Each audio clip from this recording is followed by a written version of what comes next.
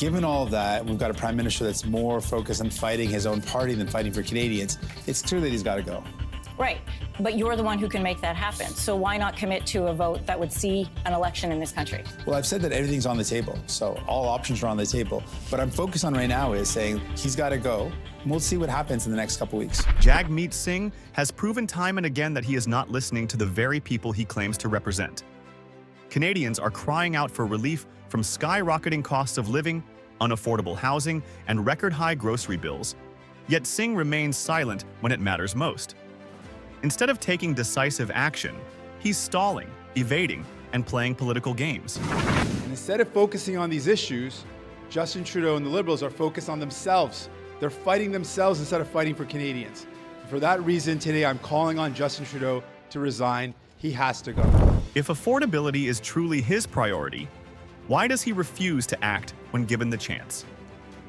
As we move forward, I'd like to ask you a quick favor to subscribe and like this video. It takes just a second and helps so much.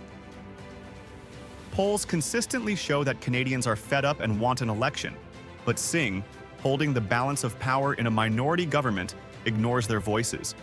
He has the tools to force a vote of non-confidence, to demand accountability, and to give Canadians the leadership they desperately need.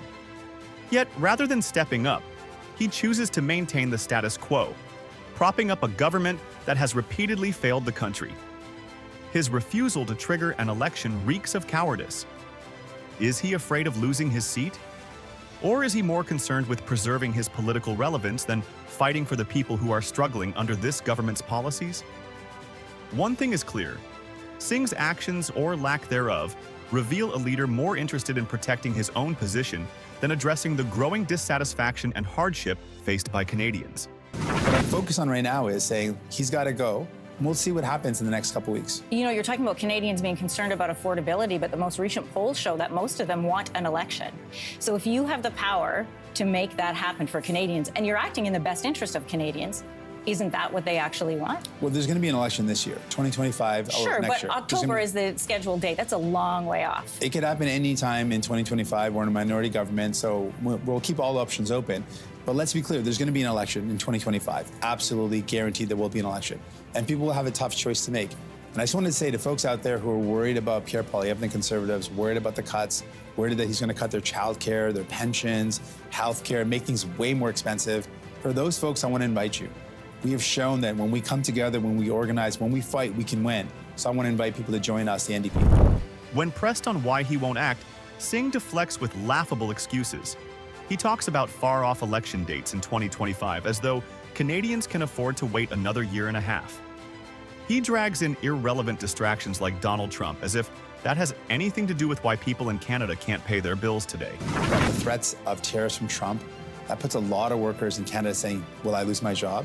We know that people are having a really hard time buying groceries, just the basic essentials. Sure. And we got people that are saying, I can't find a home, my bills are up. Given all of that, we've got a prime minister that's more focused on fighting his own party than fighting for Canadians. It's clear that he's got to go. Every question about action is met with the same tired rhetoric. We're keeping all options open, or we'll see what happens. These are not the words of a leader. They are the evasions of someone more concerned with political survival than with solving real problems. Housing prices continue to soar, with families unable to afford a roof over their heads, but Singh refuses to act. He blames corporate greed and foreign buyers, yet does nothing to push for the necessary legislative changes. Canadians are drowning under the weight of unaffordable groceries, and Singh makes loud declarations about fighting for them. But where is the follow-through? Supporting a government that fails to address inflation, affordability, and basic needs makes Singh complicit in these failures. Singh loves to paint Poilievre as a threat, claiming he would slash childcare, pensions, and healthcare if given power. But what people have to know is that if things are bad now, things will be even worse under Pierre Poilievre. And I want to make sure people know the cost. And I don't think people know the cost. Like, he's going to cut childcare. That could be $8,000 more a year for families. He wants to cut the child benefit. That's $600 a month that he wants to cut. He wants to cut pensions like Harper did. Pensions for seniors who are already struggling, who already tell me they can't afford their groceries. How are they going to make it by if their pensions are cut? when people are confronted with this, say, you know what? I don't want to vote for a guy who's going to cut my pensions. I'd actually think about that. I don't want to vote for a guy who's going to cut healthcare at a time when I can barely get the care I need right now. These dramatic accusations are not backed by facts, but that doesn't stop Singh from parading them as inevitabilities. Meanwhile, under Singh's government, the cost of living has gone out of control. Healthcare is already in crisis, and families are struggling to afford childcare. Singh wants Canadians to fear what might happen under Poilievre, while conveniently ignoring the devastation that is happening under Trudeau, and by extension, under Singh's watch. Jagmeet Singh's consistent delay of decisive action raises a question. Is he more concerned with his political ambitions than with the very people he claims to serve?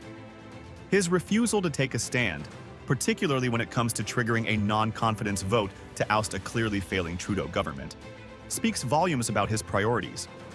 Instead of prioritizing the needs of Canadians who are suffering today, families struggling with rising costs, unaffordable housing, and a crumbling healthcare system, Singh is playing a dangerous game of political chess, holding on to power at the expense of those he purports to represent.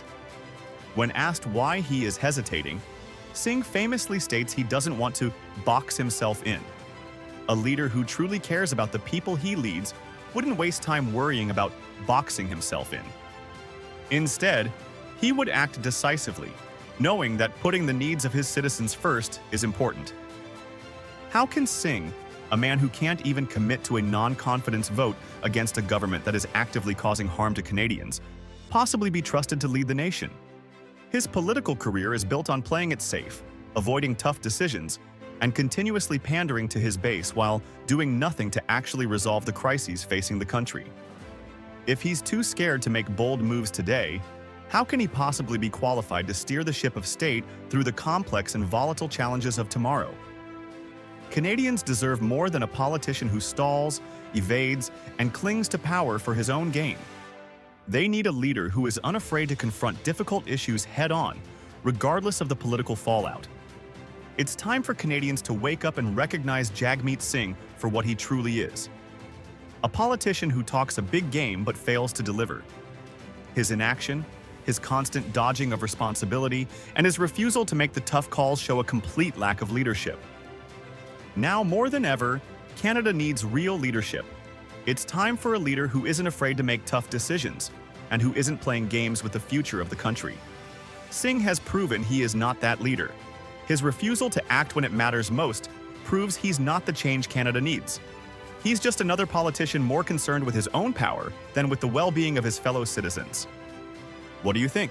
Let us know in the comments.